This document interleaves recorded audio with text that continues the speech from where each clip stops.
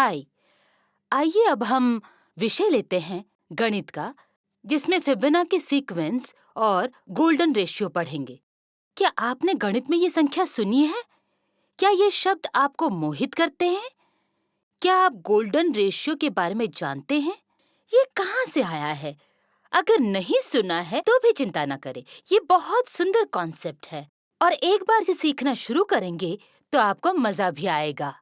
Fibonacci series संख्याओं की ये फिबोनाची की खोज है, इटली का मैथमेटिशियन।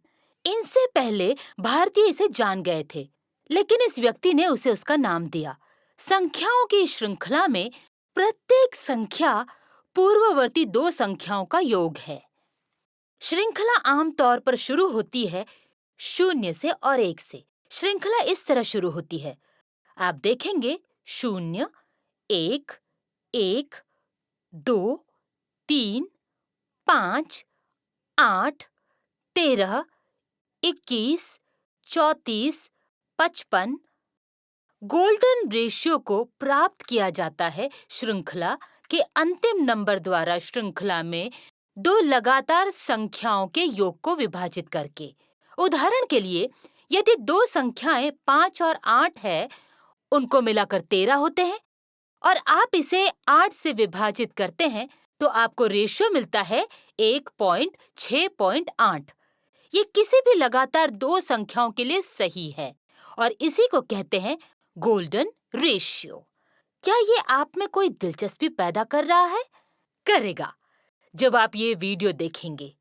पूर्ण प्रकृति इसी रेशियो से भरी हुई है। वीडियो देखिए, उसके बाद हम फिर मिलेंगे, ठीक है? अनुक्रम शुरू होता है संख्या 1, 1, 2, 3, 5, 8, 13, 21, 34 और अनिश्चित काल तक चलन जारी रहता है। प्रत्येक अंक को अंतिम अंकों के साथ एक साथ जोड़कर प्राप्त किया जाता है। अगर आप एक सही या सुनहरा रेक्टेंगल लेना चाहते हैं तो इसे फिबोनाची अनुक्रम के आधार पर छोटे वर्गों में विभाजित करें और प्रत्येक को एक आंक के साथ डिवाइड करें। पैटर्न्स आकार लेना शुरू कर देते हैं। हमें फिबोनाची स्पाइरल दिखने लगते हैं। एक स्पाइरल अपने आप में ही इनसिग्निफिकेंट है। इसकी महत्वता हमें पता चलती है जहां से हमें यह मिलता है। उदाहरण के तौर पर हम सूरजमुखी के फूल को लेते हैं। इसके नन्हे बिंदु की रचना परिपूर्ण स्पाइरल में होती है, जैसे कि 55, 34 और 21, जो है अनुक्रम फिबोनाची का। अनानास का फल अनुक्रम के आधार पर समान स्पाइरल बनाता है। पाइन कोन भी ऐसा ही होता है। सागर की ओर बढ़ते हैं। समुद्र के किनारे ज्वार लहरें जो ज्वार में आती है, स्पाइरल में मुड़ जाती है। मैथमेटिकली अगर आप इसे एक डायग्राम में डालते हैं तो ये भूखंड बन जाएगा, जैसे कि 1, 1, 2, 3, 5, 8, 13, 21, 34 और 55। पेड़ों पर कलियां, सैंड डॉलर्स, स्टार मछली, फूलों पर पंखुड़ियां और विशेष रूप से नॉटिलस शेल, ये सभी इस सटीक समान ब्लूप्रिंट से ही बनते हैं। विकास के प्रत्येक खंड के साथ नॉटिलस अपने आप को फिबोनाची पैमाने पर एक और मूल्य जोड़ता है।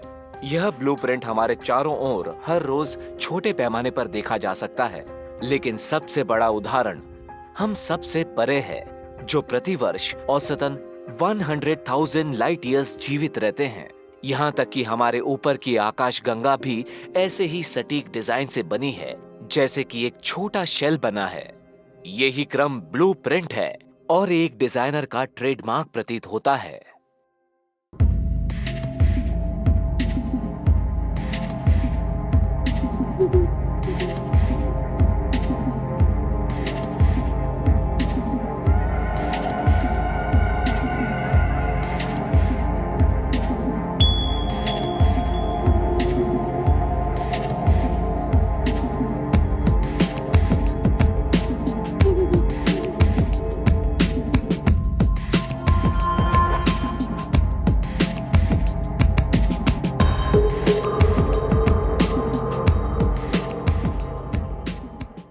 जी, तो आपने देखा फिबोनाची श्रृंखला कैसे बनती है और गोल्डन रेशियो कैसे प्राप्त करते हैं।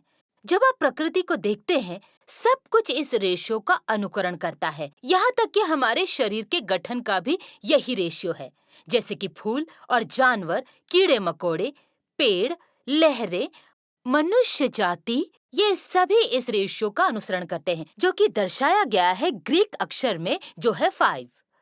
क्या ये सभी बातें जिज्ञासा पैदा करती है जानने की कि क्यों और कैसे श्रृंखला का परिणाम मिलता है? सरल अवलोकन पुष्टि करता है कि फिबोनाची संख्याओं का प्रतिनिधित्व कई मानव शरीर के हिस्सों द्वारा किया जाता है। हमारे पास एक धड़ है, एक ही सर, एक दिल आदि। 5 उपांग धड़ से जुड़े हुए। हाथ, हमारे 2 हाथ है, 2 पांव है, एक सर है। 5 उपांग है, प्रत्येक पक्ष में है। हाथ पर 5 उंगलियां हैं और पैरों पर भी, और आपके चेहरे पर 5 ओपनिंग्स हैं। हमारे आसपास जो कुछ भी है सब मैथ्स है, संख्या और रेशियो।